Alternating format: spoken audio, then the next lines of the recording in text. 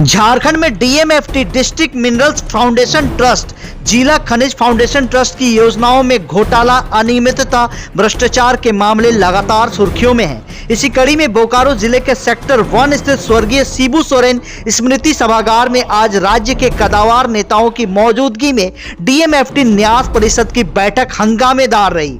नमस्कार, जोहार, मैं पंकज आर्या और आप देख रहे हैं आर्या न्यूज झारखंड। जी हां, बोकारो जिले में आज डीएमएफटी फंड में हुई गड़बड़ी और भ्रष्टाचार के खिलाफ जनप्रतिनिधियों ने एक स्वर में जिले में हुई बदनामी को लेकर चिंता जाहिर की और मामले को लेकर कई स्तर से जांच कराने का आदेश पारित कर दिया गया है। दोषी अधिकारियों पर कार्रवाई की बात भी कही जा रही है। इस दौरान न्याय परिषद के अध्यक्ष उपायुक्त अजय नाथ झा को मामले की जांच करने का परिषद में आदेश दिया गया है। मौके पर राज्य के मंत्री योगेंद्र प्रसाद, सांसद चंद्र प्रकाश चौधरी, सांसद ढूलू महतो, विधायक श्वेता सिंह, विधायक जयमंगल सिंह, विधायक उमाकांत रजक और विधायक जयराम महतो बैठक में खास तौर पर उपस्थित थे। डीएमएफटी पर केंद्रित यह बैठक पूरी तरह से हंगामेदार रही। वास्तव में डीएमएफटी की स्थापना खनन से प्रभावित क्षेत्रों और लोगों के लाभ के लिए की गई है। यह एक गैर लाभकारी ट्रस्ट है जिसका प्रमुख या यूं कहे इस ट्रस्ट की बागडोर जिले के कलेक्टर के हाथों में होती है।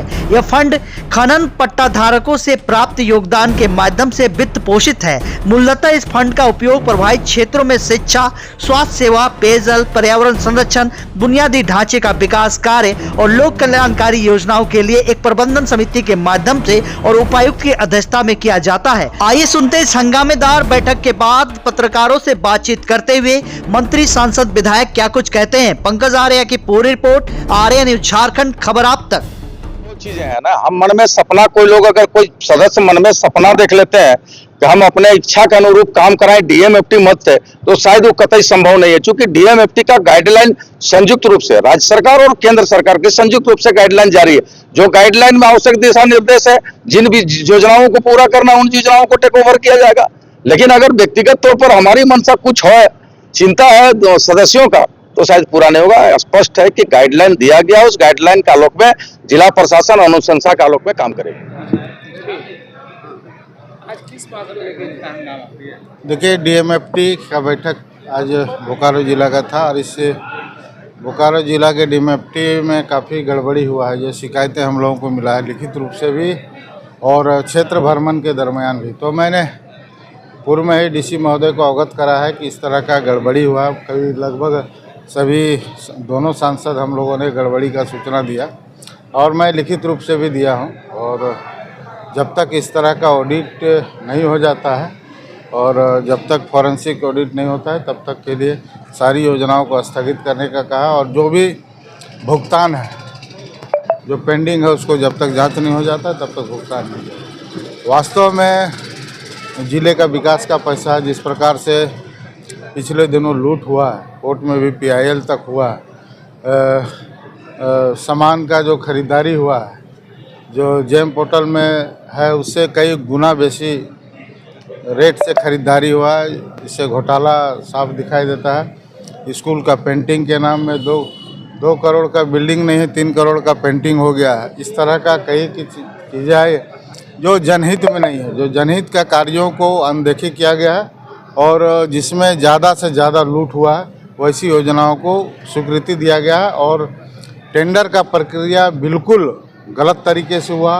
ये टेंडरिंग होना चाहिए, बल्कि टेबल टेंडर करके योजनाओं का घोटाला किया गया। रोड आरयू से बना है, पेमेंट डीएमएफटी से हो गया, न तो आरयू विभाग से एनओसी लिया गया, न सीसीएल क्षेत्र में भी जो काम हुआ है, रोड हुआ, न सीसीएल कोल इंडिया से एनओसी लिया गया। इस तरह से एक एक योजना का दोबारा भुगतान हुआ। इसलिए हमने जांच का मांग किया है, फॉरेंसिक ऑडिट का जांच का मांग किया है और पूरी जांच नहीं हो तब तक किसी भी प्रकार का भुगतान ना करें, अन्यथा सभी जो भी दोषी पदाधिकारी हैं जो अभी भुगतान करेंगे वो दोषी पाए जाएंगे। और निश्चित है बदनामी हुई है, जिले का काफ़ी बदनामी हुआ है और बदनामी किसी भी हाल में हम लोग नहीं सहेंगे। और सभी जनप्रतिनिधियों ने इस पर आपत्ति भी जताया है।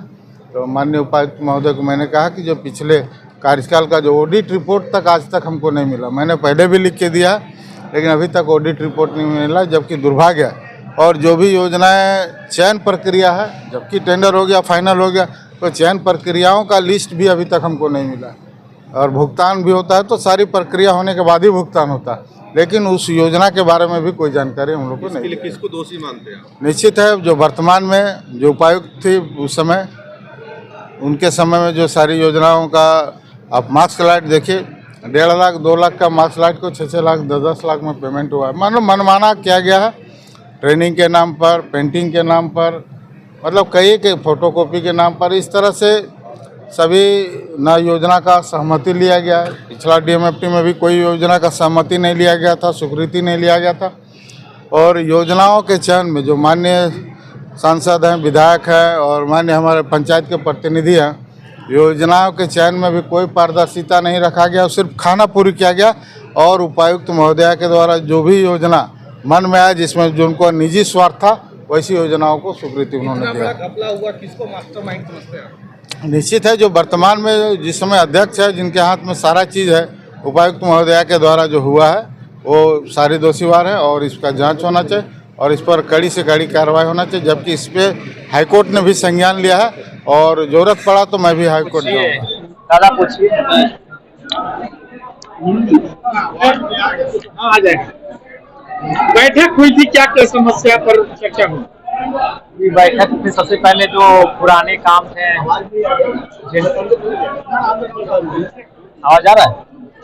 साउंड है सर इसमें, है ना? ठीक है, बैठक में सबसे पहले जो पुराने काम थे उनका ऑडिट मांगा गया। कुछ आप ही के सम्मानित अखबारों के माध्यम से जो जनप्रतिनिधियों को भी, पूरे राज्य को पता चला कि कुछ धांधली हुई है योजनाओं में, केवल टेंडर का आशंका है। तो इन सारी चीजों पर बातचीत हुई और DMT के जो अध्यक्ष होते हैं और जिले के उपायुक्त, उन्होंने आश्वासन दिया है कि जो भी खामियां बताई गई है उन पर कार्रवाई होगी और उसके बाद जो नई योजनाएं हैं उन नई योजनाओं का क्रियान्वयन किया जाएगा। इस विषय पर बातचीत हुई। को बाहर निकाल के बंद कमरों में, हाँ बिल्कुल, हमें लगता है कि थोड़ा सा प्रेस का महत्व है। प्रेस के माध्यम से जनता जानती है, क्योंकि DMT कोई छोटा बैठक नहीं है, ये उस जिले का एक कल्याणकारी बैठक है जिसमें हम लोग तय करते हैं कि किन किन क्षेत्रों में कल्याणकारी योजनाओं को लेकर जाना है। इसलिए मेरा मानना है कि उसमें मीडिया की भूमिका होनी चाहिए और ताकि जनता को पता चले, घर में बैठे बोकारो जिला के लोगों को पता चले कि DMT की बैठक में हमारे पंचायत के लिए, हमारे गांव के लिए कौन सी योजना पर हमारे माननीय या फिर हमारे क्षेत्र के जनप्रतिनिधि उन पर चर्चा कर रहे हैं। तो मीडिया की भूमिका होनी चाहिए। सांसद महोदय नाराज होकर चले गए, आखिर क्यों? सांसद महोदय की नाराजगी का कारण तो उन्होंने कुछ कामों का हिसाब मांगा था, उनको जवाब से संतुष्ट नहीं थे और उनका कहना था कि जो टेंडर की प्रक्रिया हुई है वो प्रशासन जो पदाधिकारी है उन्होंने अपने चहेते लोगों को टेंडर देने का कार्य किया है, पारदर्शिता नहीं बरती गई है, जिसके चलते सांसद जी नाराज होकर चले गए। देखिए, ये न्यास परिषद की बैठक थी और करीबन 1 साल से लंबित थी ये बैठक। आज उस बैठक को हम लोग ने पूर्ण रूप से अपना समर्थन दिया है और बैठक में DMFT मद से जो योजनाओं का चयन करना है या फिर कौन कौन प्रभावित क्षेत्र इससे लाभान्वित होंगे उसका चयन करना था, प्लस योजनाओं का चयन करना था। तो योजनाओं का चयन तो अनुशंसा के द्वारा होता है, जो हम लोगों ने पहले ही भेज दिया था। आज पूर्ण रूप से तो मैं समझता हूँ कि जिला को एक गति मिली है और आने वाले समय में जो करीबन 150 करोड़ की जो DMFT की राशि है उसका अलग अलग विधानसभा में अलग अलग इलाकों में खर्चा होना, तो उसको देखने के लिए आज इस बैठक को रखा गया। कुछ विवाद उत्पन्न होने पर मीडिया को बाहर निकाल दिया गया। नहीं, मीडिया को बाहर नहीं निकाला गया। आपने देखा होगा कि ये ट्रस्ट की बैठक है। ट्रस्ट की बैठक में हमने मीडिया, जो प्रशासन के द्वारा मीडिया रूम बाहर बनाया गया था और उसमें आपको टेलीकास्ट की भी व्यवस्था की गई थी, तो उसको बाहर नहीं निकालना है। तो विधानसभा में बैठक होती है तो विधानसभा की भी बैठक बाहर मीडिया तो टेलीकास्ट में देखती है, उसको बाहर निकालना नहीं है। सांसद महोदय क्यों नाराज? सांसद महोदय का जो डिमांड था, उनको ऑडिट रिपोर्ट चाहिए था, उन्होंने पत्र लिखा था, तो DC साहब ने बोला है कि 15 दिन में बाद बाकी ऑडिट रिपोर्ट दे दिया जाएगा। क्या लग रहा है जिस तरह से DMFT फंड अभी बोकारो में चल रहा है, इस पर क्या होना चाहिए? देखिए, जो भी DMFT फंड चले उसका एक नियम कानून के तहत पालन होना चाहिए और हमारे पूरे बोर्ड ने ये माना है कि पूर्व में जो हुआ है वो दोबारा रिपीट ना हो और जो हुआ है उसकी जांच होनी चाहिए। जांच भी ACB के भी माध्यम से राज्य सरकार करा रही है, कोर्ट में भी इसका केस चल रहा है और जिला प्रशासन अपने स्तर पर भी इसका जांच कर रहा है, क्योंकि जिला ही प्रशासन को आगे रिपोर्ट सबमिट करना है कोर्ट में। तो पूरा कार्रवाई की जा रही है। जब मामला कोर्ट में है तो तो मैं समझता नहीं हूँ कि कोई दोषी को बचाने की बात हो रही है। आज की बैठक में पूरा ठोस निर्णय हुआ कि भारत सरकार का जो गाइडलाइन है, राज्य सरकार का जो गाइडलाइन है डीएमएफटी फंड में, उस गाइडलाइन के अनुसार ही हम सभी लोग डीएमएफटी फंड का योजनाओं का चयन भी होगा और आगे काम भी होगा। और डीएमएफटी फंड में बोकारो जिला के अंदर में जो एक बदनामी आई है पिछले दिनों, गत दिनों जो हमारे यहाँ डीएमएफटी फंड में जो गड़बड़ियां हुई है, जो प्रकाशित हुआ मीडिया में, पेपर में, पत्रिकाओं में, उसकी जांच के लिए हम सब लोगों ने कहा है और ये जांच विभिन्न स्तर से हो रहा है। इसलिए हमें उम्मीद है कि जो गड़बड़ी जिन लोगों ने किया है वो गड़बड़ी भी पकड़ी जाएगी और डीएमएफटी फंड को पारदर्शिता के अनुसार हम लोग जनता के बीच में विकास के कामों को ले जाने का काम करेंगे। एक चीज और है